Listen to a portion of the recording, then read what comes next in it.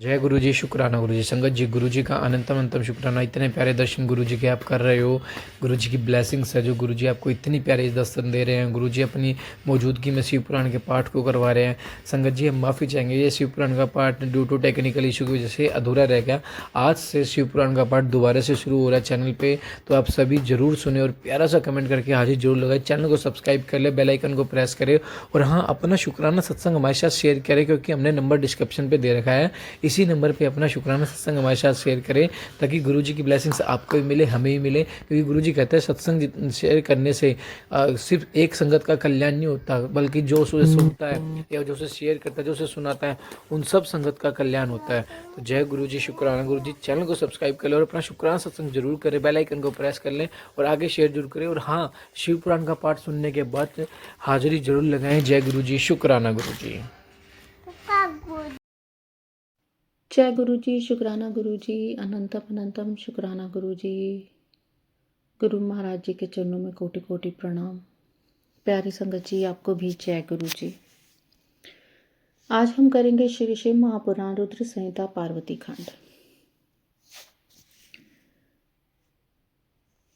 शंकरेनाभ्य अनुगात स्वगृहं हिमवान्यैः सार्धं गिरिजयः व सह प्रत्यहं दर्शने स्थिता।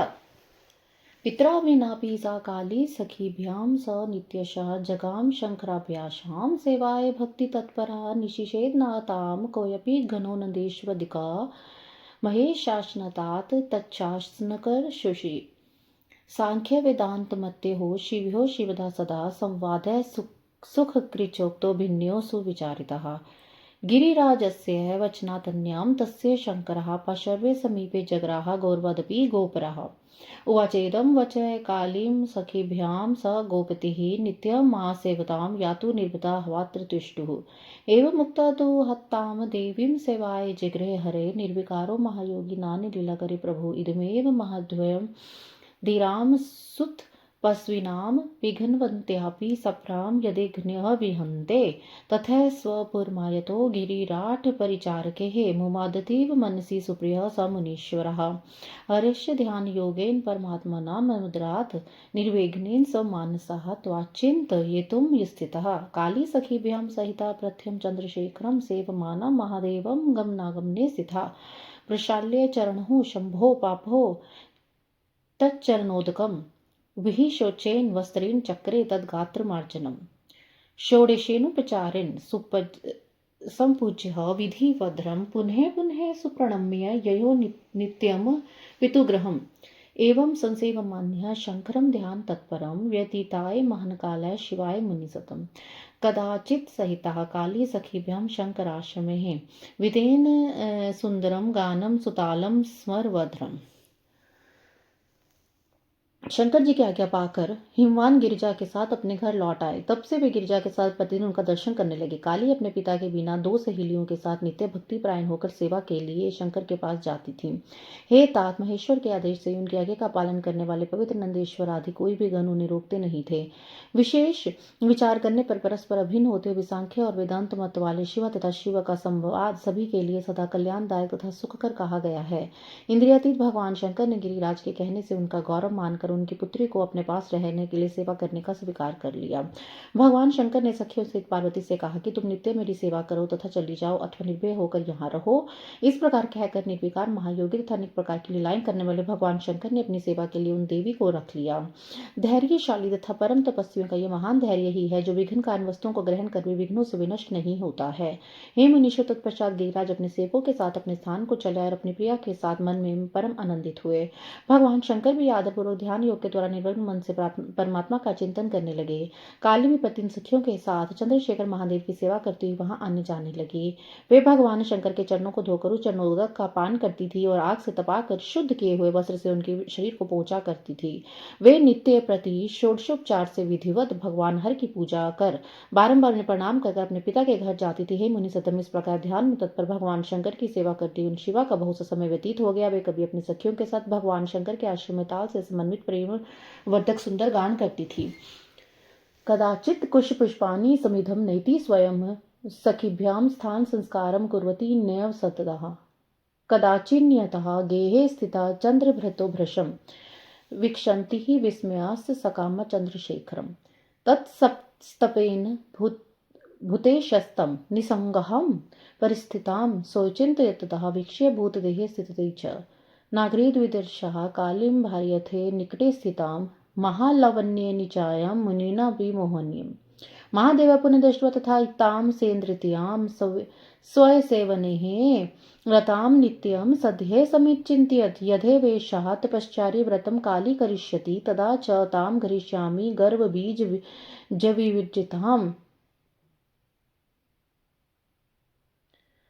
वे कभी कुश पुष्प और समिधाएं स्वयं लाती थी और सखियों के साथ आश्रम का समार्जन करती थी। वे कभी नियम पूर्वक शंकर जी के आश्रम में रहकर सकाम भाव से शंकर जी को देखती हुई उन्हें आश्चर्यचकित करती थी। भगवान शिव ने अपनी तपस्या के बल से निसंग रहने वाली उस काली को देखकर पंच तत्व के शरीर में रहने वाली अपनी पूर्व जन्म की भार्या समझ लिया। फिर भी शिव जी ने मुनिया को भी मोहित कर देने तथा मां सुंदरी की राशि स्वरूप उन काली को अपनी पत्नी के रूप में ग्रहण नहीं किया। महादेव जी भगवती को इस प्रकार जितेंद्रिय होकर नित्य प्रति अपनी सेवा में संलग्न देखकर दयापूर्वक विचार करने लगे कि यह तपस्या का व्रत करेगी तब अभिमान बीज से रहित इस काली को ग्रहण करूंगा। ब्रह्मा जी बोले, इस प्रकार विचार करके बड़ी बड़ी लीलाएं करने वाले महायोगीश्वर भूतेश्वर भगवान शिव शीघ्र ध्यान में तत्पर हो गए। ब्रह्मोवाच इति संचित्य है भूतेश्वर द्रुतम ध्यान समाश्रिता महायोगेश्वर रुद्रे महालीलकर प्रभु ध्यान सक्तस्य तस्यात् शिवस्य परमात्मनः हवति नासिन्मन्ये काचिदन्यः चिन्तां व्यस्थिताः काली त्वदिनं शम्भुं स्वदक्त्यः संसेवत विचिन्तयन्ति सततं तस्य रूपं महात्मनं हरो ध्यानपर कालीं नित्यं प्रेक्ष्य सुस्थितां विस्मृत्य पूर्वचिन्तां तां पश्यन्नपि न पश्यति एतमिसन्त्र हे देवाः शक्राधा मुनिश्चित ब्रह्मज्ञा स्मरं तत्र प्रेषयामासुरात्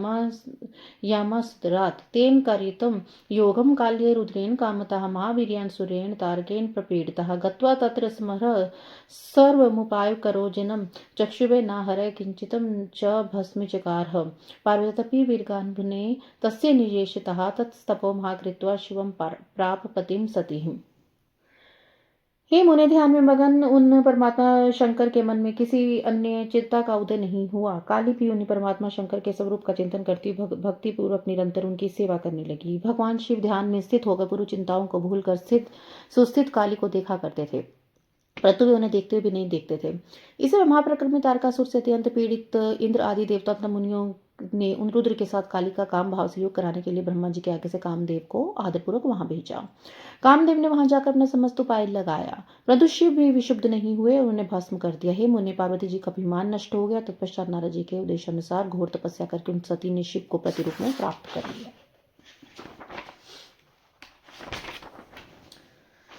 प्रभुदस्तो सुप्रीतो पार्वती परमेश्वरो चक्रुतु देव कार्यम ही परोपकरणे रतो। इस प्रकार परमेश्वर एवं पार्वती परम प्रसन्न हो गए, परोपकार में परायण होकर देव कार्य को पूर्ण करने लगे। श्री महापुराण द्वितीय मृत्यु संहिता तृतीय पार्वती खंडे पार्वती परमेश्वर संवाद वर्णम नाम त्रयोदशोध्याय। इस प्रकार श्री महापुराण के अंतर्गत द्वितीय सूर्य संहिता के द्वितीय पार्वती खंड में पार्वती और परमेश्वर का संवाद वर्णन नामक 13वां अध्याय पूरा हुआ। जय गुरु जी। अथ चतुर्दशोध्याय। तारकासुर की उत्पत्ति के प्रसंग में दिति पुत्र वज्रांग की कथा, उनकी तपस्या तथा वर प्राप्ति का वर्णन। नारद उवाच, नारद जी बोले, विष्णु शिष्य महाशैव सम्यगुतम त्वया विधे चरितं परमं होतिच्छ्वायश्च शिवस्य च कास्तारकासुरो ब्रह्माण्येन देवा प्रपीडिताः कस्य पुत्रस्य वै ब्रूहि तत्कथां च शिवाश्रयम् भस्मीचकार स कथं शंकराश्च स्मरं वशी तदिपि ब्रूहि सुप्रीत्याद्भुतं चरित्रं विभो कथं शिवा तपोतिग्रहं चकार सुखहेतवे कथं प्राप पतिं शंभुमादिशक्ति जगत्परः एताः सर्वमेषेण विशेषेण महाबुद्ध ब्रूहि मे श्रद्धा नाहे सपुत्राय शिवात्मने।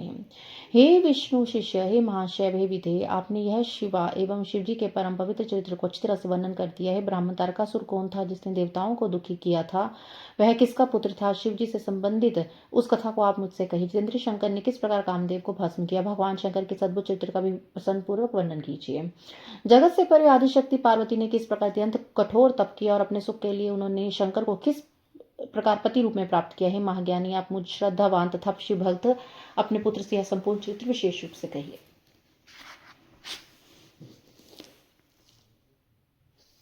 ब्रह्मोवाच, ब्रह्मा जी बोले, पुत्रवर्य मां प्राज्ञ सुरशे संशित व्रत वचम्यहं शङ्करं समृत्वा सर्वं तच्चरित्रं शृणु। प्रथमं तारकस्यैव भवं शुश्रूरु नारद यद्वार्थं महायत्नः कृतो देवा शिवाश्रयः। मम पुत्रो मरीचयः कश्यप तस्य चात्मजः त्रयोदशमितास्तस्यः स्त्रियोदक्षसुताश्रयः दितिज्येष्ठा च तत्स्त्रीः सुषेवसा द्वितीयं हिरण्यकशिपुज्येष्ठो हिरण्याक्षनुजस्ततः।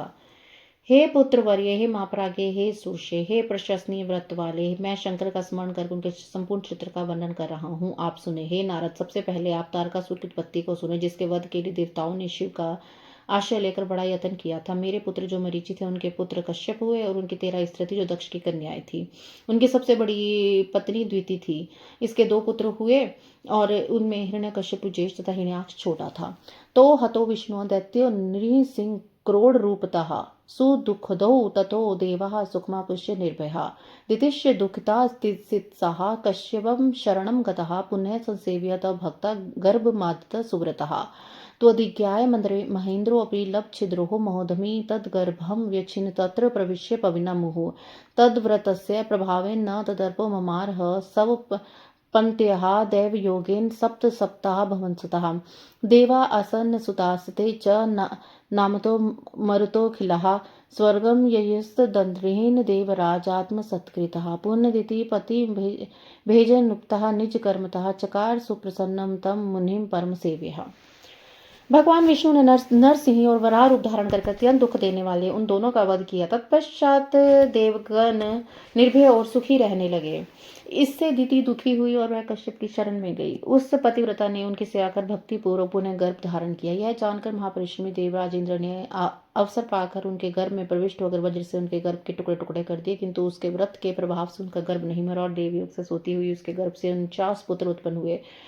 वे सभी मरुत नाम के देवता हुए और स्वर्ग को चले गए। देवराज ने उन्हें अपना लिया। तब दिति अपने कर्म से अनुतृप्त होकर पुनः उनकी सेवा करने लगी और उसने महान सेवा से उन मुनि को प्रसन्न कर लिया। कश्यप उवाच तपः कुरु शुचि भूत्वा ब्रह्मश्च्युतं समः चेद्विष्यति हि तत्पूर्वं भविता ते सुतस्ततः तथादित्यः कृतं पूर्णं तत्ततः श्रद्धेय मुने ततः प्रत्युः प्राप्य गर्भे सुषुवे तादृशं सुतम् वज्रनांगहं स्वभुदे द्वितीपुत्रं परं नाम तुल्यन्वीरः सुप्रताप्ति यदुवाद बलिः जननी शासनात् तत्सद्यः स सुतो निर्जराब्दं बलादृत्वा द्वधो दण्डनं विविधं निर्जरारपि द्वितीय सुखपतिवाब दृष्ट्वा शक्रादि दुर्दर्शनम् अम्रा अपि शक्राधः जगन्दुःखं स्वकर्मतः तदाहं कश्यपनाशु तत्र गत्य सुसमागे देवनत्यः जयस्ततः देवहिते रतः देवन्मुक्तः स वज्रांगस्ततः प्रवाच सादरं शिवभक्तो विशुद्धात्मः निर्विकार प्रसन्निधि।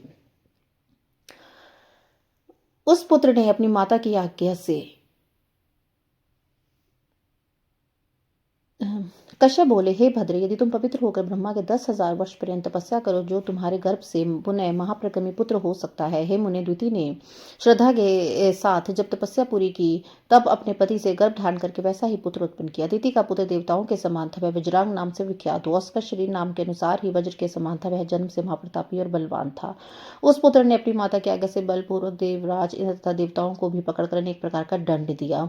इस प्रकार इंद्र आदि की दूषा देखकर द्वितीय बहुत प्रसन्न हुई तथा इंद्र आदि देवता अपने अपने कर्म फल के अनुसार बड़े दुखी हुए। तब देवताओं के सदा भलाई करने वाले मैंने कश्यप को साथ लेकर वहां पहुंचकर शांति की बात कहकर देवताओं को उस वज्रांग से छुड़ाया। तत्पश्चात शुद्धात्मा निर्विकार वह शिव भक्त वज्रांग देवताओं को मुक्त करके प्रसन्नचित होकर आदरपूर्वक कहने लगा।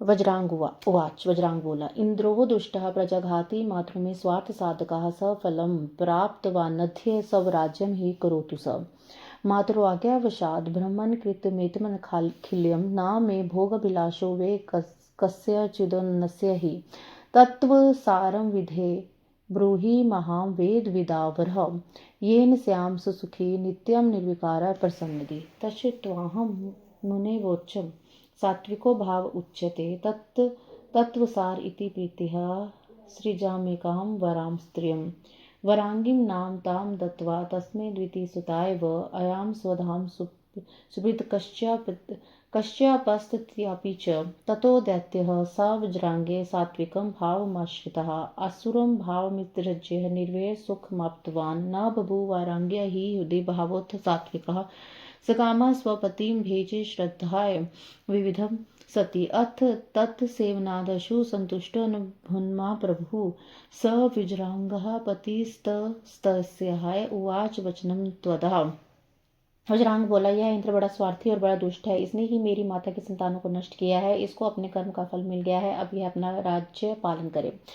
हे ब्राह्मण, यह सारा कार्य मैंने माता की आज्ञा से किया है। मुझे किसी भुवन के भोग की अभिलाषा नहीं है। विद्विताओं में श्रेष्ठ ब्राह्मण, आप मुझे वेद तत्व का सार बताइए, जिससे मैं सदा परम सुखी, विकार रहित तथा प्रसन्नचित हो जाऊं। हे मुनि, यह सुनकर मैंने उनसे कहा, जो सात्विक भाव है वही तत्व सार है। मैंने तुम्हारे लिए प्रसन्नतापूर्वक एक सुंदर स्त्री का निर्माण किया है। उस वैरागी नाम वाली स्त्री को मैंने उन दत्ती पुत्र को प्रदान कर उसके पिता को अत्यंत प्रसन्न कर मैं अपने घर चला गया और कश्यप भी अपने स्थान को लौट गए। तब वह दैत्य वज्रांग सात्विक भाव से युक्त हो गया और राक्षसी भाव को छोड़कर वह रहित होकर सुख भोगने लगा। किंतु वैरागी के हृदय में सात्विक भाव का उदय नहीं हुआ और वैसा काम श्रद्धा पूर्वक अपने पति की अनेक प्रकार से सेवा करने लगी। वैरागी का पति महाप्रभु वह वज्रांग की सेवा से संतुष्ट हो गया और उससे कहने लगा। वज्रांग बोला, वैरागी उवाच, वज्रांग बोला कि मच्छसी प्रिय ब्रूहि किम ते मनसि वर्तते तछुत्वा नम्नेह तम प्राह सापतिम मनोरथम। हे प्रिय, तुम क्या चाहती हो? तुम्हारे मन में क्या विचार है? मुझे बताओ। तब उसने विनम्र होकर पति से अपने मनोरथ को कहा। विरांगी उवाच, वैरांगी बोली, चेत प्रसन्नो भवस्सम वै सुताम मे देहि सत्पते महाबलम त्रिलोकस्य है जितारम हरि दुखतम। हे सत्पते, यदि आप मुझसे प्रसन्न हैं तो मुझे ऐसा पुत्र दीजिए जो महाबली त्रिलोकी को जीतने वाला तथा इंद्र को दुख देने वाला हो। ब्रह्मवाच, ब्रह्मा जी बोले, श्रुत्वा प्रिय वाक्यम विस्मृत भूत आकुलः उवाच वदि सा ज्ञानी सात्विको वैरवर्जिता। अपनी पत्नी का वह वचन सुनकर वह व्याकुल तथा आश्चर्यचकित हो गया। वह रहित ज्ञान तथा सात्विक वह वज्रांग अपने मन में सोचने लगा, पृच्छति विरोधम वै सुरमे न ही रोचते किम कुर्याम ही कम गच्छेयम कथम नशेन में पना। मेरी प्रिय, देवताओं से विरोध करना चाहती हूँ, परंतु मुझे ये अच्छा नहीं लगता। अब मैं क्या करूं, कहाँ जाऊं और कौन सा उपाय करूं जिससे मेरी प्रतिज्ञा नष्ट ना हो। प्रिय मनोर्थश्च पूर्णः स्यात् त्रिजगद्वेत क्लेशयुगहं नित्रां भूयो देवश्च मुनिस्ततः न पूर्णः स्यात् प्रियकामस्तदा मे नरको भवेत् द्विधापि धर्महानिवे भवतीत्यनुन्येषु श्रुवान् वज्रांगः इततं भ्रवां स मुने धर्मसङ्कटे बलाबलं द्वयोस्त्र विचिन्तितं च बुद्धितेः शिवेच्छा स मुने वाक्यं मेने स्त्रियोबुधः तथा स्त्वितिः वचः प्राय प्रियं प्रति स दैत्यराट तदर्थम अक्रमत्रिवं तपन्त्यं दुष्करं स तु मासमुद्दिश्य सुप्रीतिः बहुवर्षं जितेन्द्रियः वरं दातुमगं तस्मै दृष्ट्वाहं तत्त्वो महत् वरं ब्रूहि वाचं च सुप्रसन्नचेतसा। वज्रांगस्तु तदा प्रीतं महादृष्ट्वा खे स्थितं भुवं सुप्रणम्य बहुस्तुत्वा वरं ब्रवे प्रियातम्। वज्रांगुवाच, सुतं देहि स्वमार्तमे महाहितकरं प्रभो महाबलं सुप्रतापं सुसमर्थं तपोनिधम्। मैं परंतु यदि प्रिया का मनोरथ पूरा नहीं हुआ तो मुझे नरक भोगना पड़ेगा। दोनों ही प्रकार से धर्म की हानि होगी, ऐसे मैंने धर्म शास्त्रों में सुना है। हे मुने, इस प्रकार धर्म संकट में पड़ा हुआ वज्रांग भ्रम में पड़ गया। वह अपनी बुद्धि से दोनों की बातों के उचित अनुचित पक्ष पर विचार करने लगा। हे मुने, उस समय उस बुद्धिमान वज्रांग ने शिव की इच्छा से स्त्री की बात मान ली। उससे दैत्यराज ने प्रिया से कहा, ठीक है, ऐसा ही हो। तत्पश्चात उसने इस नियमित जितेंद्रिय होकर मेरे उद्देश्य से बहुत वर्षों तक प्रीतिपूर्वक तप किया। जब उसका महान तप देखकर उसे वर प्रदान करने के लिए मैं गया तो प्रसन्न मन से मैंने उससे कहा, वर मांगो। उस समय वज्रांग ने प्रसन्न हुए मुझ विभु को आकाश में स्थित देखकर प्रणाम करके नाना प्रकार की स्तुति कर प्रिया के लिए हित कर वर मांगा। वज्रांग बोला, हे प्रभु, आप मुझे ऐसा पुत्र दीजिए जो अपनी माता को तथा मेरा परम हित करने वाला महाबली महाप्रतापी सर्वसमर्थ और तपानिधि हो। ब्रह्मवाच, ब्रह्मा जी बोले, करनीय च तद्वाक्यं तथा स्थितवत्य ब्रुवं मने अयाम स्वधाम तदत्वा विमनः संस्मरण शिवम। हे मुने, इस प्रकार यह वचन सुनकर मैंने तथास्तु कहा और इस प्रकार उसे वर देकर शिव का स्मरण करते उदास होकर मैं अपने स्थान को लौट आई थी। श्री श्री महापुराण द्वितीय रुद्र संहितायां तृतीय पार्वती खंडे तारकोत्पत्तो वज्रांगोत्पत्ति वर्णनम नाम चतुर्थ। इस प्रकार श्री श्री महापुराण के अंतर्गत द्वितीय रुद्र संहिता के तृतीय पार्वती खंड में तारक की उत्पत्ति के प्रसंग में वज्रांग की उत्पत्ति और उसकी तपस्या का वर्णन नामक 14वां अध्याय पूर्ण हुआ। जय गुरु जी, शुक्राना गुरु जी।